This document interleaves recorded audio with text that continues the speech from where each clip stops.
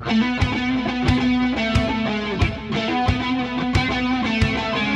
if you own a business that produces between $5 million and $100 million every year, what is your business worth? What's your exit strategy or the money you want to exit with? And what's your dream come true?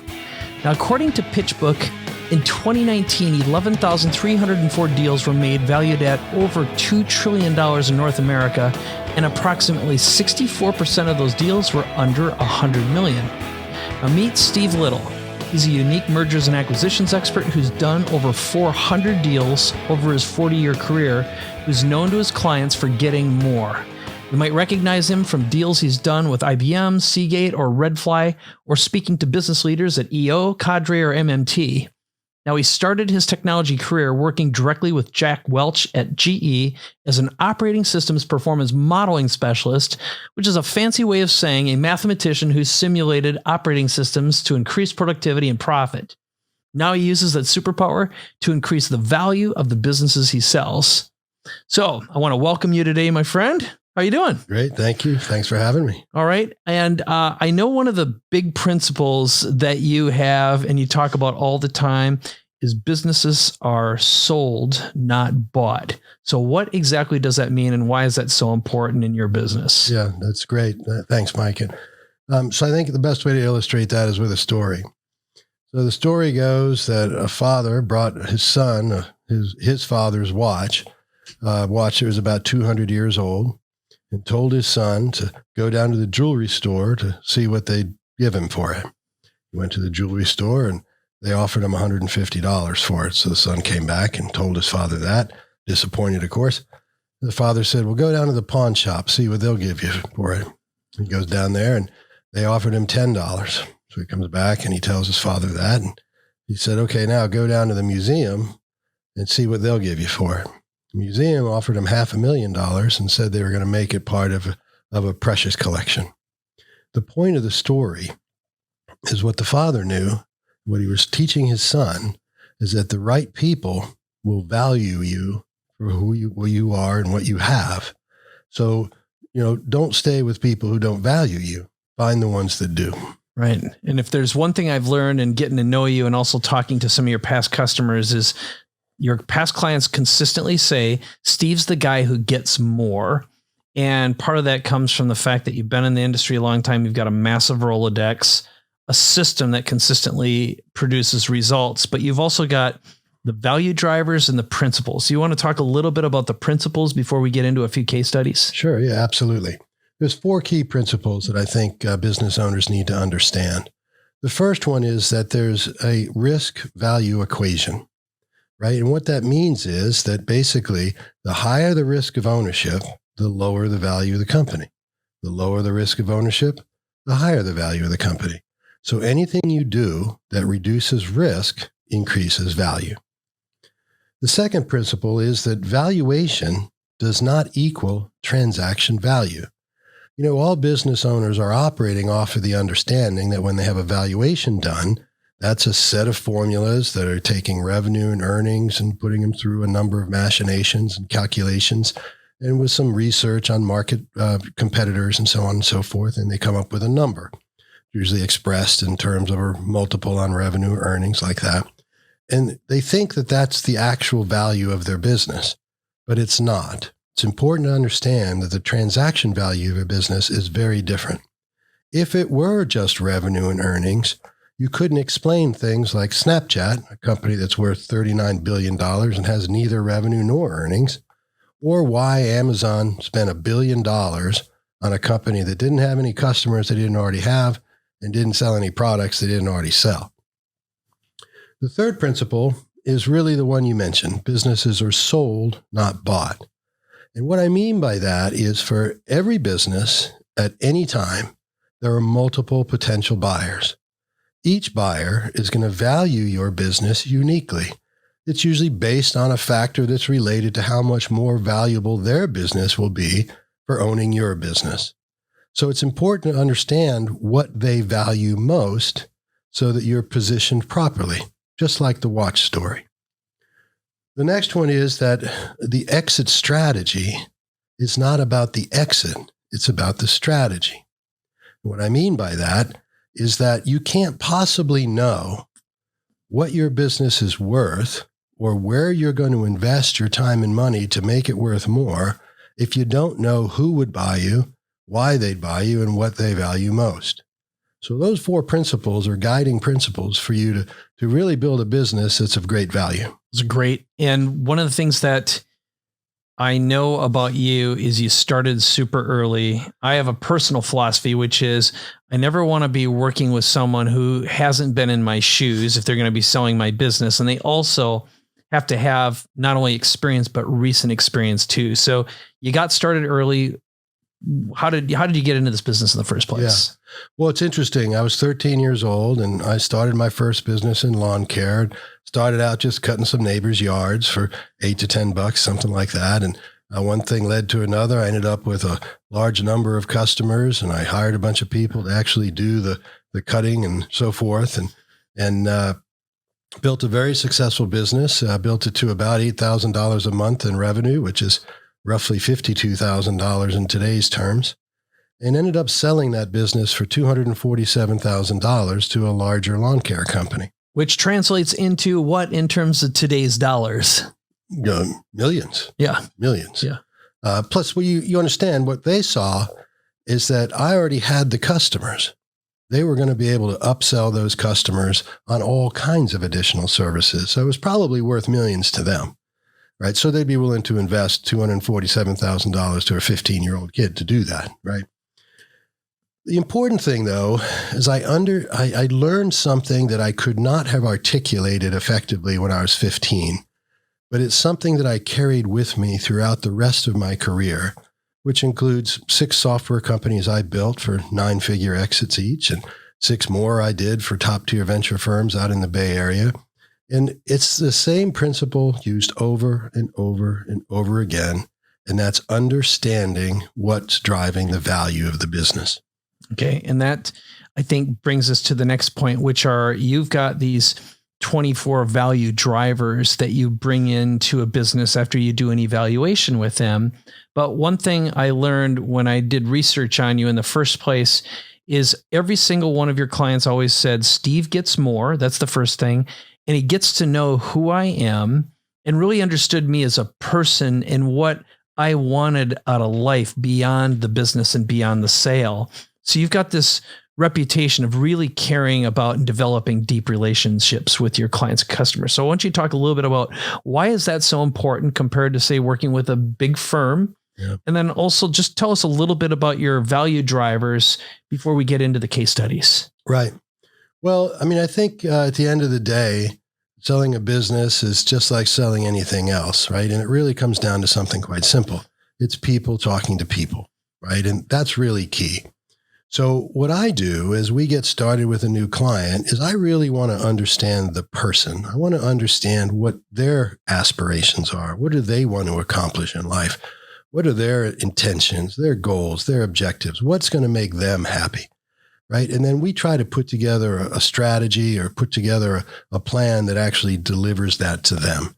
So it's really about providing what they're looking for. Okay. And when it comes to the value drivers, when you go into a company, you do the evaluation, you come back with a whole series of strategies that can be applied to elevate the value of the business, get the most money in the shortest period of time. Is there anything that you want to share about that before I ask you a few case studies and you share a couple of specific stories of businesses that have had big exits with you? Sure. Well, there's a couple key things. So first of all, we've identified over the years we've been doing this 24 different value drivers, right? And these are things that you can focus on that really are focused on those key principles. So it's about risk reduction for value creation, right? There are different things that apply to different aspects of the business. And we're really looking in 3 different areas. We're looking at things that constrain value and developing strategies for alleviating those constraints and therefore releasing value. We look at things that exist in the business or don't exist in the business that could be leveraged more effectively to enhance value and create new value in the business. And we look for things within the market and within adjacent markets that could add more value to your business. It's great. And so I think the best way to illustrate this is to just get into a couple of case studies, some stories of businesses that you worked with, and talk about the multiples that were derived.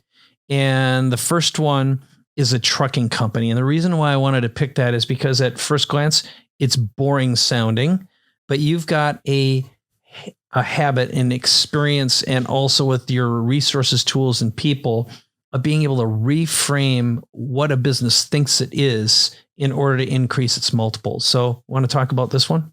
Sure. That's an interesting story because, it was a business that had been around a while. A couple of brothers had started it. They were tired of it and they wanted to do something else. It was a trucking company. And we were able to give them almost a 7 times or 700% value growth using the methodologies that I've just described to you. In this case, we were called in. They had decided they wanted to sell the business. They had a valuation done. They were profoundly disappointed at the value that they heard. Which was what? It's roughly 0.85 times revenue, so less than 1 year's revenue. And they asked us to do our assessment and see what we could find. And we always find some things we can tweak here and there that move the needle just a little bit. But then we always find something really significant. And in this case, we found a couple of things that were very interesting to us.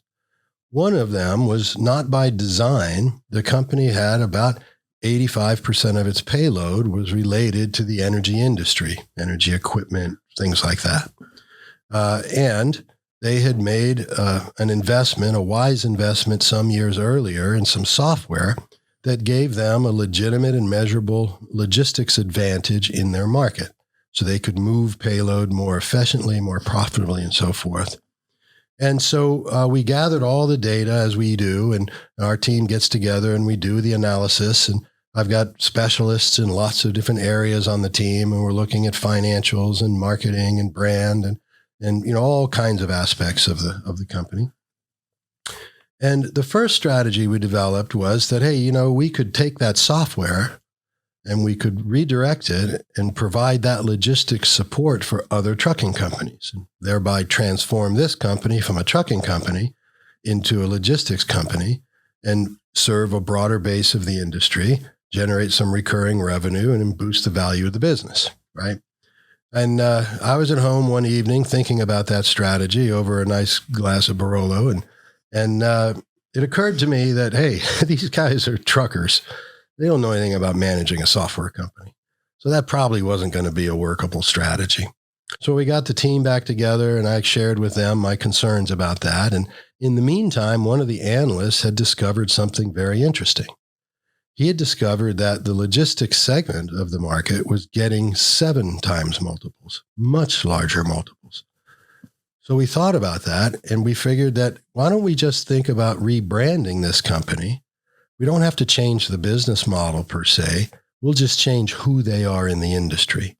We'll shift their brand into a positioning that would leverage that return. And so that's what we presented, and that's what the company did. And we received about a 700% value gain for that. Right. And just to put this in perspective, you've got the playbook, you do the evaluation, you got the playbook, you apply this, your analysts, your researchers, you go about thinking about this from a completely different perspective. How long did it take for you to reframe the business? Because again, it was more of, as you said, packaging and positioning. What was the time duration that went by from the time you started? That one was pretty fast. It was about 6 months before we relaunched the company under the new brand. Okay. And so talk a little bit about the business valuation growth assessment. How is that, let's say, in comparison to working with a big consulting firm? And, it's like, why you? Why that? Right.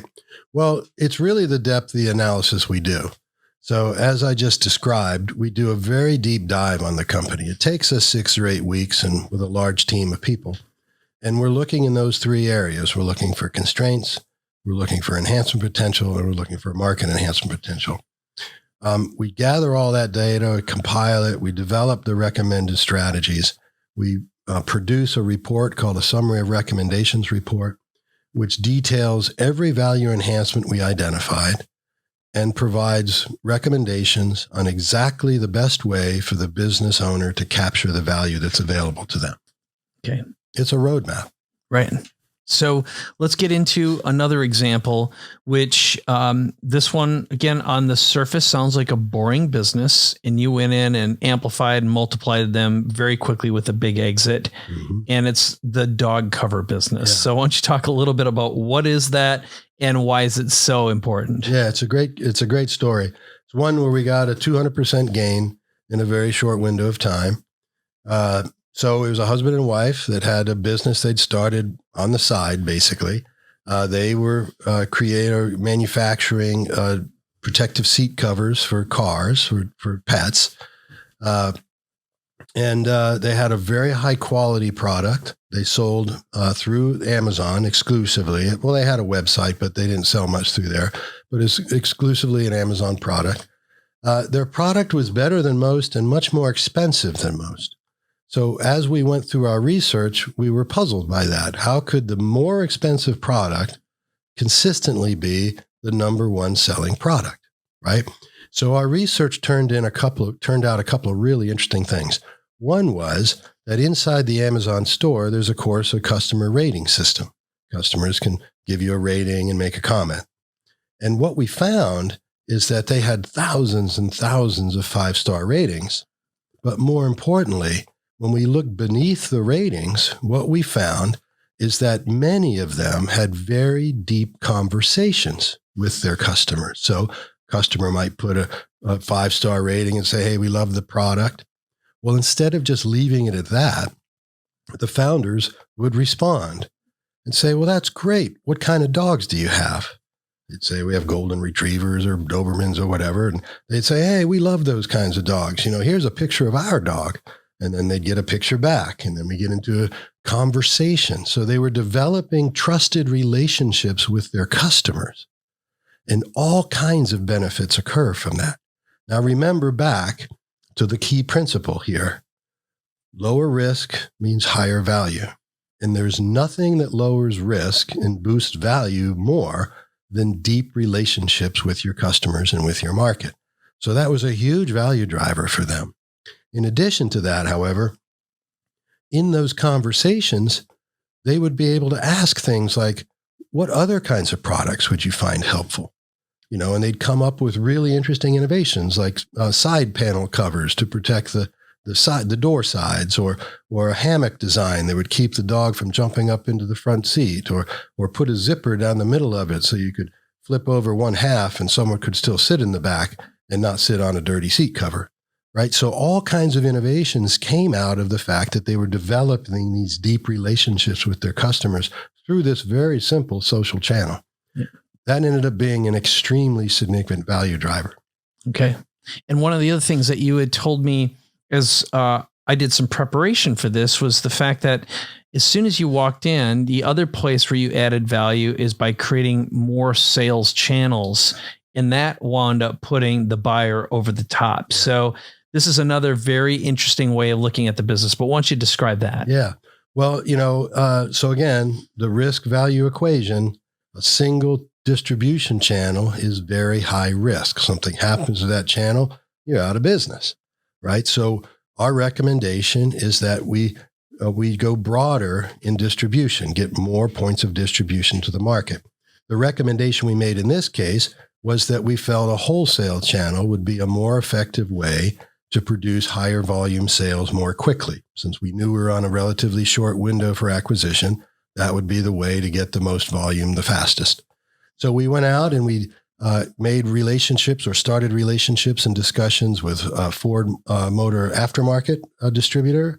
We talked to the IHG hotel chain and talked about incorporating these things into their vehicles. And we really got excited about talking to Zipcar, where, you've got all these rental cars parked all over the place. People can rent them short term. People with pets want to use those cars. And if the seats aren't protected, then Zipcar is losing value in their asset. So it was a way for them to protect their asset plus provide value to the customer, right? So we went out and we initiated discussions with those companies. Now, what's interesting about this part of the story is that the buyer, when they understood that we were about to ink these deals, wanted us to pull back and slow down because they saw that if we inked these deals, we were going to accelerate the value growth of that business substantially. And that's value our owner would be taking off the table and that would be unavailable to them. So they wanted to ink those deals themselves. So they were motivated to accelerate their buy and put themselves in a position of inking those deals and realize the value gain accordingly. And I think the big takeaway I have here, I think the genius in that is when you and your team do the assessment, you essentially create this playbook of possibilities and potentials that you can implement. Some of them you can do very quickly, but you just start talking about them. That in itself has value to the right buyer when you go out. So just like the watch story, the pawn dealer didn't see the value. The jeweler didn't see it, but the museum didn't. So it's, again, matching up the right thing with the right person. And as I like to say, you activated the greed gland. So they're like, I don't want you to take that money off the table. Yeah, that's exactly right. Yeah. Exactly right. And so that's a tendency that exists in the buyers. If you can show them that you're on a steep value growth trajectory, they're going to want to accelerate the acquisition because that's value you're taking off the table. Now, the converse is also true. If, during due diligence, if you're not doing quite as well as you said you were going to be doing, their tendency is going to be to slow down. Right. So timing's an important factor. Right on. But that's what you're there for, is being able to coach them through that. So let's get on to the next story, which is about intellectual property, because every business hopefully has some kind of intellectual property, and you're able to work in the publishing business in a unique way as well. So why don't you tell that story? Yeah, it's another great story. And in this one, we were able to take a company from a fairly modest 7-figure offer up to a 9-figure offer. So very significant value gain there. What this was a couple of guys, friends that had started a business, and they had developed a way of scraping information from Amazon book reviews that would allow them to predict the success potential of an audiobook series. So it was a methodology that they developed. It was extremely effective. It was proven to be working. And so there was intellectual property associated with that capability. So we looked at that, and just through the assessment process, we again found a bunch of little things that would move the needle a little. But when we found that, we realized, okay, this is a very significant value driver.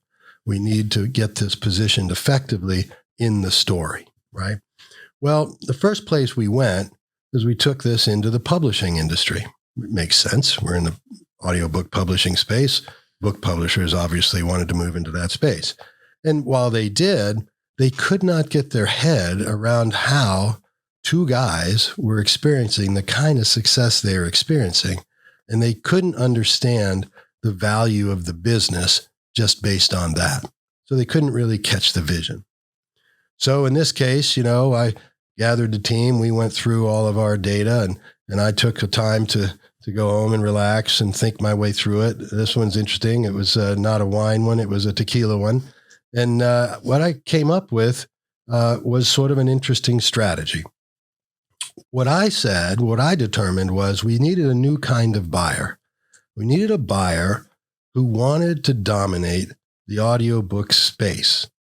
We needed a buyer who was already prepared to make big investments. And we needed a buyer who needed a platform on which to build this solution. I found a private equity firm up in Northern California that was exactly that. Right? It was a firm that had already raised the capital necessary to make very, very substantial 9 and 10-figure investments in that segment of the market. They didn't have anything yet. So what we were able to do is take this piece of intellectual property and put it in front of that buyer as the best basis for their platform. They could deploy their solution into the market with a clear intellectual property advantage, a clear barrier to entry, and they could build on that. They could do subsequent acquisitions for more content and use that same methodology to expand the quality and availability of that kind of growth. And so that's really what we ended up doing. Now, we went through a protracted negotiation with them, but ultimately got that deal up to about 9 figures. And as I like to say, that's a great day in the office, honey. That is a great story. And again, what was important is reframing the opportunity, finding a buyer with the money. And after working with publishers for years, I've done a lot of work in the book space. Publishers are very linear thinkers in general. They have a set way of thinking about their business, and to re-educate and teach them to think differently usually is not going to be effective. Yeah. And in this case, you were selling the possibility, the potential to someone who already had money and had a proven history of making investments. Yeah, no question about it. No question about it. They've done extremely well with that business as well. That's great. That's great. So let's get on to the next one, which is, what if you have a business that's not sexy and has been moving along for a good chunk of time, and you want to be able to sell them? And I know in researching you and talking to you, there are curves. In other words, there's availability of when the right time to sell a business is, but you can recreate that at any time in a business's cycle. Yeah. So why don't you share that story? Because I think this, again, is very relevant to someone who's may have been at it for a long time, and you're like, God, is this thing even have value now? Right, exactly right. Yeah. And chances are it's not as valuable as it once was, right? So here's a case where you had a 23-year-old company that was in the software services business. So they deployed very complex systems into the banking industry, very high value systems. Banks would invest millions of dollars in software and then millions of dollars more to deploy the software through our client. But that's a very high risk proposition. You know, when you can only do so many clients a year and they're each worth millions of dollars, you lose one, that has a significant effect on the resilience of the business. So it's a risk, high risk, low value. And that's why software services businesses generally have value multiples of 1 to 1.5 times revenue. So they're not high flyers, so to speak. Well, this company had been working in this industry for a long time. They had deep core competence in this area. They were recognized industry-wide as being true experts in doing this. And along the way, they had developed some software plugins, really initially designed to enhance their ability to deliver the services to their clients. So they're really just tools that they used. And as we understood those more deeply during the assessment, we explored the possibility of productizing those capabilities so that we could bundle them into a solution that could serve the banking industry more effectively at a much lower cost. And so by doing that, we were able to basically reposition the business, restructure its business model. So they went from very, very high value customers, a small number of very high value customers every year. We were able to price this solution using a SaaS, a software as a service business model. So that allowed us to eliminate the capital expenditure requirement and move the purchase into the expense line, which is much easier for customers to invest from, and lower the cost of ownership and lower the cost of deployment. And so we implemented a strategy to transform this company from a software service company into a software as a service company, move to a recurring business model, recurring revenue stream, and realized a very significant gain in value as a result. And what kind of increase did you see in what period of time? Well, so there's a couple of things. So first of all, it's a project that's still underway. So we've just now finished the initial deployment of that software. They have it in a number of regional banks very successfully. They have deep relationships with 3 of the top 4 banking service providers. So they have broad-based distribution into that market. So things are going to begin to accelerate now. We needed to raise a little bit of capital to finish off the development effort. And in doing that, of course, we had another valuation done. And what we discovered is that even though we just scratched the surface of the market, we'd already boosted value by over 300%. Now, in this industry, you can expect to see a software as a service company being valued at 10, 15, even 23 times revenue. So that suggests that we've put this company on a trajectory from 1.5 times revenue to as much as 23 times revenue, and we've already realized 300% of that gain. Right. And to the right fit buyer, they're going to see that obviously the opportunity to have the tools available. If they already have distribution and connections, they're going to be able to sell more, or vice versa. They'll see them as a platform and be able to start doing business with the banking industry, which I would assume is very relationship oriented. Probably takes a long time to build relationships and trust. So either way, it's a shortcut. Absolutely. Plus, there's a high probability that the acquisition will occur through one of the big banking service providers. And that's not uncommon. The way these things happen is you start with strategic distribution relationships. Pretty soon, the service provider looks at this and says, this software here, this software as a service is worth a significant portion of our revenue. We want to control that. So they're going to tend to want to acquire the company as a result. Great.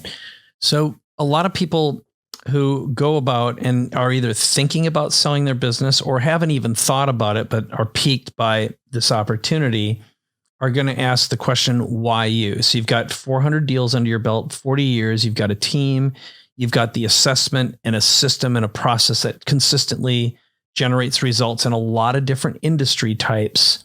But what makes you different from, say, working with a Goldman Sachs or another large firm? Yeah. Well, I think there's a number of different things. I mean, we talked a little bit about the relationship part. So, we're going to develop a deep relationship with our client. We're going to understand, excuse me, what are the key motivations? What are their real intentions? What are they looking to accomplish? Right? That's the key thing there.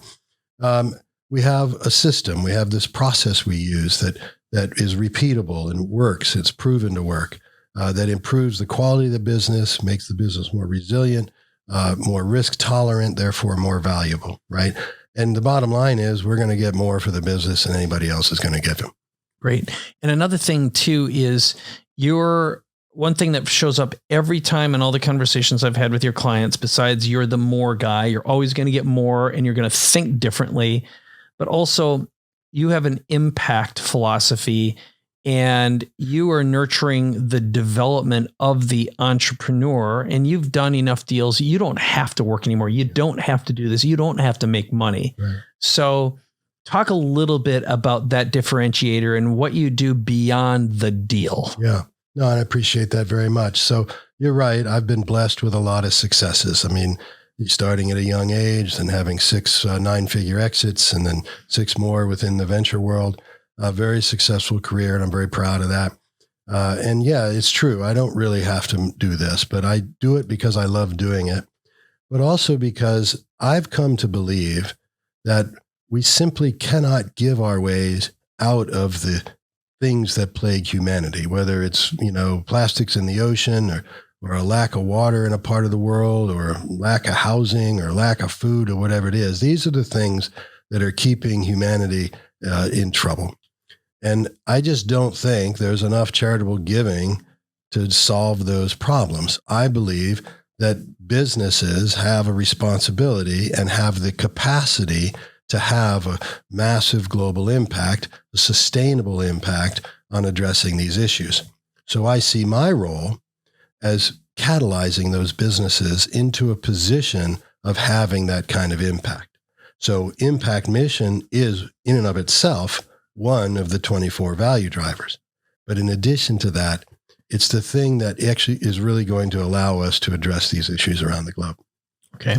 So I'm going to get to the how do people start working with you, but I'm going to really summarize what I've understood and heard in my research with you is you're the more guy.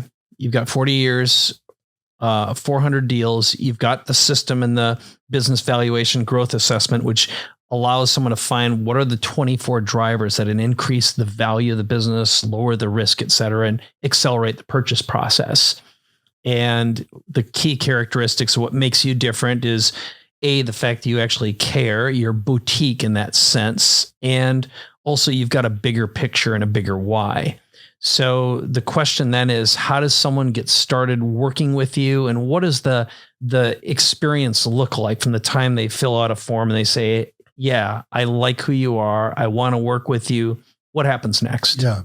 Well, the easiest way to get started is to go to the website, zerolimitsventures.com/apply, fill out the simple application there, and that'll send information to our team. We'll do an analysis and we'll contact you to make a recommendation on what we think are the next best steps for you. If it suggests that we're going to embark on the assessment, we'll schedule that activity with you. We'll do the analysis. It takes us about 6 or 8 weeks to produce the report. And we'll look at all 3 areas. We'll look at the constraints and look at ways to alleviate them. We'll look at the enhancement potential and find strategies to leverage that. And we'll look for the market potential and find ways to leverage that. We produce a report. It's called a summary of recommendations report.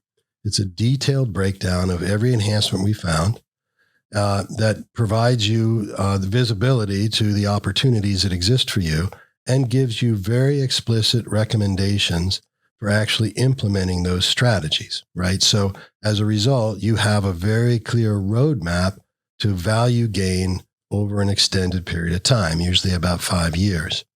Now, what's interesting about this, though, is that you don't necessarily need to execute everything in that plan. The point is that we can use those recommendations to reframe the business. We recreate the product roadmap, we recreate the marketing plan, the branding plan, whatever aspects need to be addressed. We reframe all that. We remodel the business financially as if all of those things are done. And that's the package we take to the market. So what the buyer is seeing is the future value of the business based on its current performance.